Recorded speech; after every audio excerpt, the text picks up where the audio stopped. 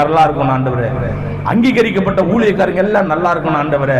ஊழியக்காரங்க தேவனால் அங்கீகரிக்கப்பட்ட விசுவாச பிள்ளைங்க நல்லா இருக்கணும். உபாசம் பண்ணு, ஜெபம் பண்ணு. உன் வாழ்க்கை மாறுதா, உன் வாழ்க்கை ஆசீர்வதிக்கப்படுதா, உன் வாழ்க்கை பிறருக்காக ஜெபிக்கும் போது யோபு தாசனுடைய சிறையிருப்பை கர்த்தர் மாற்றினது போல உன்னுடைய சிறையிருப்பை கர்த்தர் மாற்ற வல்லவரா இருக்கிறார். நீ யோசிக்கிற என் வாழ்க்கையில ஏன் இது நடக்குதுன்னா நீ என்ன பேசுறன்னா ஊழியக்காரனை சபிக்கிற, விசுவாச பிள்ளைகளை சபிக்கிற, சபையை சபிக்கிற.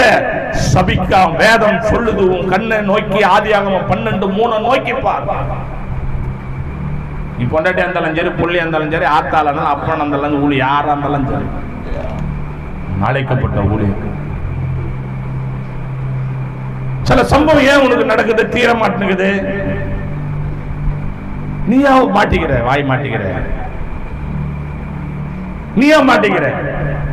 அப்ப ஊழியக்காரன் உள்ள வேதனைப்பட்டா எப்படி இருக்கும் யோசிச்சு.